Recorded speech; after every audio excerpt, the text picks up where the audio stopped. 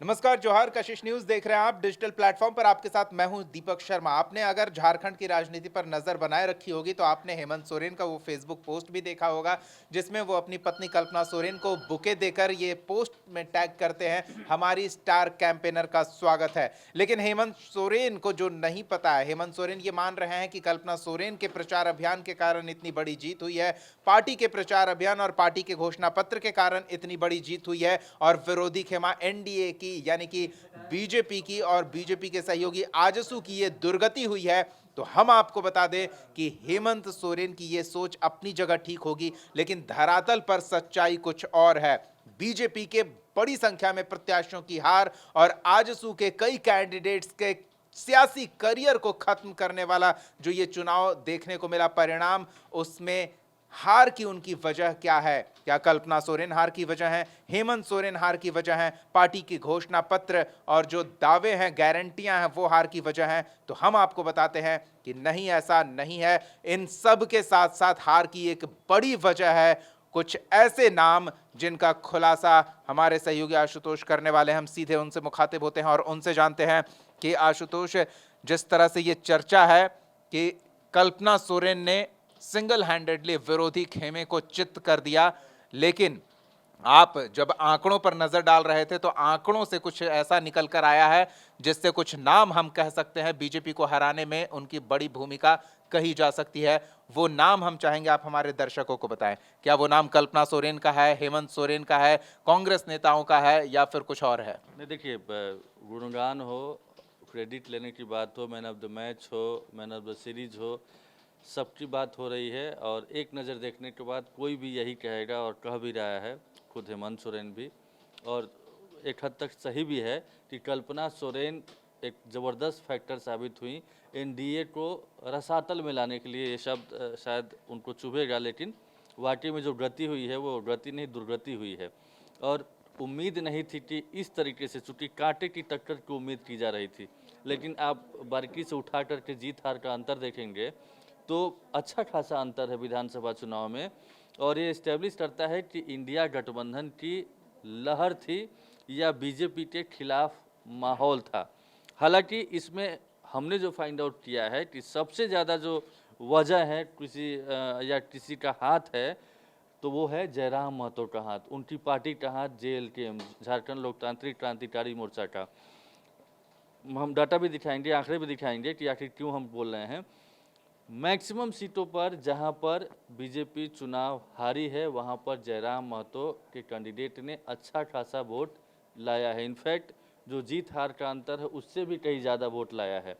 और इसी आधार पर हम ये कह रहे हैं कि जयराम महतो, कल्पना सोरेन ठीक है, वो एक रीजन हो सकती हैं, लेकिन जयराम महतो ने धरातल पर काम किया है। जो पहले कहा जा रहा था कि बीजेपी के की बी टीम हैं, वो बीजेपी के लिए काम कर रहे हैं, जब नतीजे सामने आए हैं तो साबित हो गया है कि बीजेपी की बी टीम के लिए नहीं, बल्कि उन्होंने एक तरीके से इंडिया गठबंधन को इस मुकाम तक पहुंचा पाने में डायरेक्ट या इनडायरेक्ट रूप से मदद की है। हालांकि वो ये कहते आ रहे हैं कि उनकी इंडिविजुअल पार्टी है और किसी को वो समर्थन नहीं देने वाले हैं। और दूसरे एंगल से देखा जाए तो उन्होंने एक तरीके से सुदेश महतो का जो पॉलिटिकल करियर है उसको दांव पर लगा दिया है। 10 सीट सुदेश महतो को मिली थी। पिछली बार गठबंधन में नहीं रहते हुए उन्होंने 2 सीट जीती थी, लेकिन इस बार गठबंधन में रहते हुए बमुश्किल वो एक मांडू सीट जीत पाए हैं, वो भी 300 वोटों के मामूली अंतर से। अपनी सीट भी नहीं बचा पाए। हम मांडू से ही शुरुआत करते हैं कि मांडू में जेएलके के उम्मीदवार को कितना वोट मिला है, किस तरीके से वहाँ पर तिवारी महतो या निर्मल महतो चुनाव जीते हैं। देखिए, हमारे पास डाटा है और हम शुरुआत करते हैं मांडू सीट से ही। तो देखिए, मांडू में बिहारी कुमार हैं जो जेएलके जयराम महतो की पार्टी के उम्मीदवार हैं, उनको वोट आया है 70,696 वोट आया है। और यहाँ पर 338 वोटों से पिछड़ गए हैं कांग्रेस के जयप्रकाश भाई पटेल, जो पिछली बार बीजेपी के सिंबल पर चुनाव जीते थे। 338 वोटों से आजसू के निर्मल महतो किसी तरीके से यहाँ पर चुनाव जीते। सोचिए, अगर 70,696 वोट इधर होता तो जीत हार का अंतर कितना बड़ा हो सकता था। अब दूसरी सीट की बात करें हम लोग, ये है चंदन क्यारी, जहाँ पर अमर बावरी जीतने वाले नेता प्रतिपक्ष थे, बीजेपी के बड़े नेता थे, सीएम पद तक का चर्चा चली थी कि शायद उनको भी बीजेपी सीएम बना सकती है। वो तीसरे नंबर पर चले गए हैं और उनको जो वोट आया है महज 56,091 वोट, जबकि दूसरे नंबर पर यहाँ पर अर्जुन रजवार हैं। दूसरे नंबर पर अर्जुन रजवार हैं जो JLKM के हैं, इनको 56,294 वोट आया है, यानी कि उमाकांत रजक से 33,733 वोट से पिछड़े हैं अर्जुन रजवार। ये भी एक मतलब अमर बावरी की हारने के पीछे की बड़ी वजह कहे जा सकते हैं। अब देखिए सिल्ली, जहाँ से सुदेश महतो खुद चुनाव लड़ रहे हैं, वहाँ पर 23,879 वोट से अमित महतो जो JMM के हैं वो चुनाव जीतने में सफल रहे हैं। 72,741 वोट अमित महतो को आया है।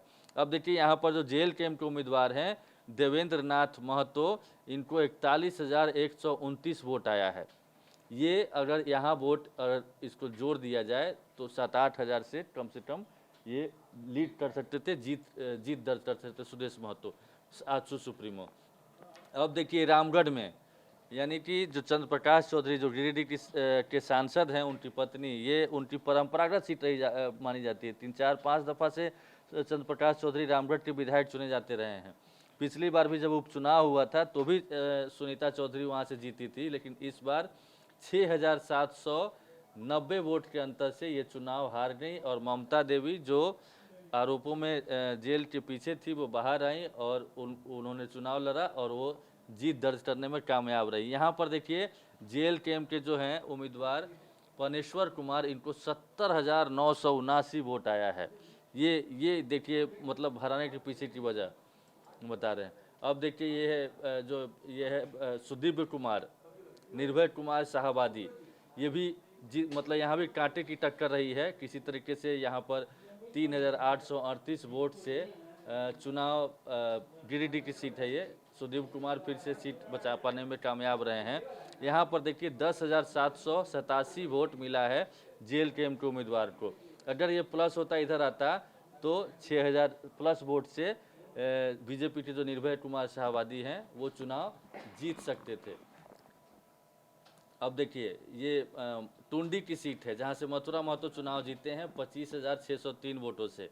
यहां पर BJP के विकास कुमार महतो इतने वोटों से पिछड़ गए, 69,924 वोट आया है। यहां पर देखिए मोतीलाल महतो जो जयराम महतो की पार्टी के उम्मीदवार हैं, उनको 44,464 वोट मिला है। ये एक फैक्ट है जो इस्टेब्लिश कर रहा है कि जयराम महतो इस चुनाव में NDA को हराने में सबसे अहम भूमिका उनकी पार्टी ने निभाई है। अब ये सीट देख लीजिए गोमिया है, जहां पर लंबोदर महतो पिछली बार जीते थे जब BJP और आजसू अलग अलग चुनाव लड़ रहे थे तब, लेकिन इस बार वो तीसरे नंबर पर चले गए। 54,509 वोट ही मात्र ला सके लंबोदर महतो। और दूसरे नंबर पर पूजा कुमारी जो JLKM के उम्मीदवार हैं जयराम महतो की पार्टी के, उनको 59,077 वोट मिला है। अब यहाँ पे योगेंद्र महतो जो योगेंद्र प्रसाद जो जीते हैं उनको 95,170 वोट मिला है। इसी तरीके से एक और सीट की बात करें बेरमो से, यहाँ भी जो 5 बार के सांसद है रविंद्र कुमार पांडे, ये तीसरे नंबर पर चले गए। कहा जा रहा था कि जयराम महतो के आने के बाद वो जीत जाएंगे, लेकिन यहाँ पर एक बार फिर से कुमार जयमंगल सिंह उर्फ अनूप सिंह चुनाव जीतने में कामयाब रहे। सिटिंग विधायक भी हैं। 29,375 वोट से उन्होंने परास्त किया है किसको, तो जयराम महतो को। यानी 2 नंबर पर जयराम महतो खुद रहे हैं, डुमरी के अलावा वो यहाँ से लड़ रहे थे। तो जयराम महतो को वोट मिला है 60,878। अगर ये प्लस हो जाता है तो करीब 30,000 के वोटों से रविंद्र पांडे चुनाव जीते और आमने सामने की लड़ाई होती है और अनूप सिंह को इतना ही वोट पड़ता है। हालांकि ऐसा होता नहीं है, कई बार वोट इधर उधर भी ट्रांसफ़र होते हैं, लेकिन माना जा रहा है चूँकि इससे पहले सुदेश महतो का आधिपत्य होता था कुर्मी वोट बैंक पर, लेकिन अब सुदेश महतो और जयराम महतो की लड़ाई में BJP को भी नुकसान पहुंचा और सुदेश महतो को नुकसान पहुंचा है। एक और सीट है डुमरी की, वहाँ की बात की जाए तो वहाँ पर जहाँ से जयराम महतो जीत दर्ज करने में कामयाब रहे हैं, वहाँ पे जो यशोदा देवी पिछली बार दूसरे नंबर पर थी, 80-85 हज़ार वोट लाई थी, वो 30-35 हज़ार पर सिमट गई हैं, तीसरे नंबर पर चली गई हैं। बेबी देवी से फाइट हुआ है जयराम महतो को, जयराम महतो जीतने में कामयाब रहे हैं। तो इस बात से कतई आप डिनाई नहीं कर सकते हैं कि जयराम महतो की बेहद अहम भूमिका रही है NDA अलायंस को इस हालत पर पहुंचाने के लिए। और इंडिया अलायंस को एक तरीके से क्लीन स्वीप दिलाने के लिए। चलिए, धन्यवाद आशुतोष। तो हम चाहेंगे हमारे दर्शक ये बताएं कि अगर कल्पना सोरेन, हेमंत सोरेन और गठबंधन के नेताओं को जेएमएम आईएनडीआई अलायंस की जीत का श्रेय दिया जा सकता है, लेकिन बीजेपी या आजसू प्रत्याशियों के हार का पूरा क्रेडिट उन्हें नहीं मिल सकता, क्योंकि यहां जैसा हमारे सहयोगी आशुतोष बता रहे थे कि उन्हें हराने वाला तीसरा फैक्टर जो झारखंड की राजनीति में काफी प्रभावशाली तरीके से इस चुनाव में देखने को मिला, झारखंड लोकतांत्रिक क्रांतिकारी मोर्चा यानी कि जयराम महतो की पार्टी के प्रत्याशी वो बीजेपी और आजसू के कई प्रत्याशियों की हार की मुख्य वजह बने, ना कि कल्पना सोरेन और हेमंत सोरेन को इसका पूरा क्रेडिट दिया जा सकता है। वो अपनी पार्टी के प्रत्याशियों की जीत की वजह बने हैं और उसका पूरा क्रेडिट वो ले सकते हैं। तो क्या आपको भी यही लगता है? कमेंट सेक्शन में अपनी राय जरूर हमारे साथ साझा करें और इस वीडियो को शेयर और लाइक करना ना भूलें। चैनल को सब्सक्राइब करें और बिहार झारखंड के तमाम खबरों से अपडेट रहने के लिए बेल आइकॉन प्रेस कर दें। फिलहाल इस वीडियो में इतना ही। बहुत बहुत धन्यवाद जुड़ने के लिए। नमस्कार, जोहार।